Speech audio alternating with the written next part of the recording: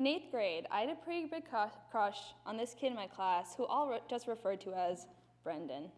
We both took the same math class, and after months of me waiting for us to be assigned to the same table, it finally happened. We were paired up. I was never what you would call popular with boys. In fact, I remember at many middle school parties, all my friends would watch scary movies, and this was like the prime time for middle school boys to make a move. And by make a move, I mean they would just put their arm around some girl. I never actually ended up with an arm around me, and I don't really do so well with horror movies, so what I would do is I would sit with my back to the TV so I couldn't see it. I'd look up the plots on Wikipedia so I'd know when everyone else was going to get scared, and it was actually pretty funny. But I also wouldn't have minded not having to do that, so I took this chance with Brendan. I tried flirting as much as 8th grade Olivia could, which was not very good, and I thought I was doing a pretty good job because he seemed to be flirting back. Every day I would wait for that "hey" text with multiple Y's from him in middle school, which basically meant I was in. One day, we were walking out of class. I walked out first, and some of his guy friends were a little behind me. As all the girls in the room can attest, middle school is kind of a time of figuring out how to be good at being a girl, which for the record, is not always easy. I hadn't yet learned to shove my feminine hygiene products into the depths of my bag and into all those secret pockets. So in my bag, there was my computer charger, and then on top of that, there was a pile of said feminine hygiene products. Now, my real fatal mistake was that I had left my charger sticking out of my bag like a tail. One of the boys that was walking behind me, who loved to mercilessly tease me, grabbed my computer charger, pulled as hard as he could, sending everything on top of it, flying out in front of all the classes that had just been dismissed, and even worse, in front of Brendan. In response to this, instead of just calmly picking them up and trying to maintain some shred of dignity, I took a different approach. I dove to the ground, threw my body like a human shield over the mess, quickly scooped them all into my bag, and scurried away. Pretty subtle and cool, right? I never did get that text from Brendan. I'm a bit of an awkward person. I'm sure those that know me will agree, and those that don't but just heard that story will probably take my word for it. I'm not exactly what anyone would call smooth. Before I came to Brooks, I went to the same school for about 10 years, so just imagine how many of those stories really piled up over a decade of adolescent awkwardness. I also had a bit of a rough time in middle school. I used to have a pretty sizable gap between my two front teeth, and the tiny teeth on the sides of them were too small, so I had a buck teeth look going for me. Of course, this was fixed with braces, which lasted about 2.5 years. Definitely worth it, but nonetheless, the braces weren't exactly a cool look. I also used to have straight hair until I was around 12 years old, and then almost overnight, it just wasn't straight anymore. I really had no one to help me navigate this, as my mother has very straight hair, and my dad is completely bald. Yeah. So I was on my own. Those of you that have straight hair probably won't completely understand all of this, but let me make one thing very clear. Brushing curly hair is not a really great idea. And guess what I did? I brushed it. And then tried to hide the frizzy mess with a less than fashionable low ponytail. But by freshman year, I had my braces off, my hair was somewhat tamed, and I started the process of applying to Brooks School to be a new sophomore. I'll skip the boring admission process details, but given that I'm up here speaking to you, you've probably correctly deduced that I was admitted. And when I came here, I told myself something. I promised that I was going to be cool. I wasn't going to be awkward. I was going to be a new person. At my old school, I didn't exactly have a lot of friends towards the end. I thought if I could just not be awkward, I would finally be able to be that popular girl with tons of friends that everyone loved. I really hated being awkward because I never could let go of the embarrassing things I did because I just lacked the confidence in myself. So often, I'd be in bed at night, stressing about some dumb thing I said a month ago, questioning why I even deserved the gift of speech. I really thought that me being awkward was a reason I didn't have friends, and if I wasn't, my life would be so much better. For the first couple weeks of school, I think I did a pretty good job hiding it. I was riding that new kid wave for a bit, where everyone is curious about you, which was pretty cool, and I felt like I was doing well.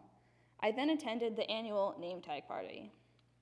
This party was a whirlwind of new faces, new names, and just a lot of name tags from random people being stuck to me.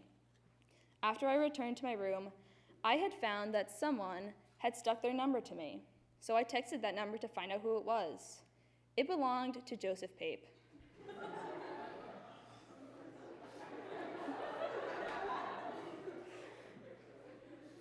I guess after that, I must have just thrown my phone on my bed after receiving the text because I completely forgot about it.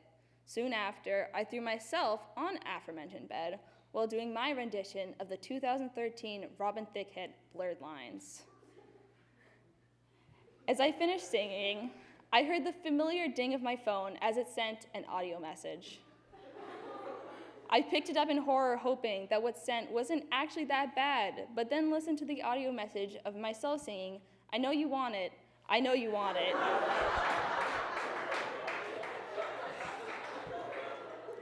In what can only be described as horribly off-key.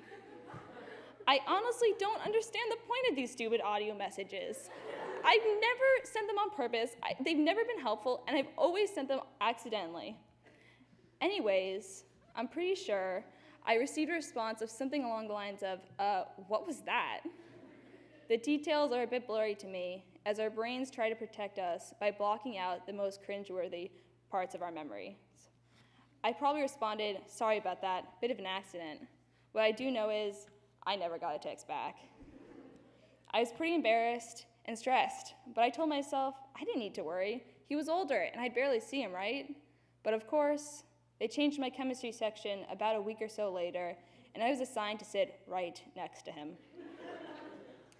But that night at the name tag party, I was so worried that I wasn't going to be able to not be that awkward girl I was before. All I wanted was to be like the carefree, cool girls I had been jealous of for years. Something many people don't know about me is that when I was in 3rd grade, I was diagnosed with Graves' disease. Graves' disease is an autoimmune disease which causes your thyroid to overproduce hormones. This disease comes with many symptoms, including hand tremors, weight loss, and the one which affected me most, anxiety. I was constantly upset or stressed. When my mother would try to leave me at school, I would cry and beg for her to take me with her. I tried to help me cope, I was given a worry stone, which is basically a smooth stone with a little indentation for you to rub when you were stressed. I would have this with me most of the time, and I'd rub it whenever I was upset or stressed, which was a lot. This definitely worked for me until I guess I became a little bit too worried for the worry stone and snapped it in half. Needless to say, I was a bit high-strung. The doctors treated my Graves' disease.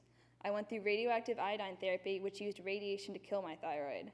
This made the hand tremors and the weight loss go away, but I was still always stressed out. That's what made my awkwardness so hard for me. I didn't have the confidence in myself to let go of the things I did, so I would stress out about it. If I was suddenly reminded of something I'd done, I worry about it even if it happened years ago. Coming to Brooks cleansed me in a way. These memories didn't bother me so much because no one here knew me then. That's why the night I accidentally sent Joe Pape the audio message and the hilariousness of the situation had worn off, I was scared. I didn't want to be stressed again like how I was before.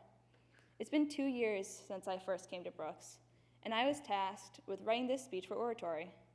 I was trying to come up with ideas and examples of stories, and it made me reflect on my middle school years and all these memories I used to find so embarrassing.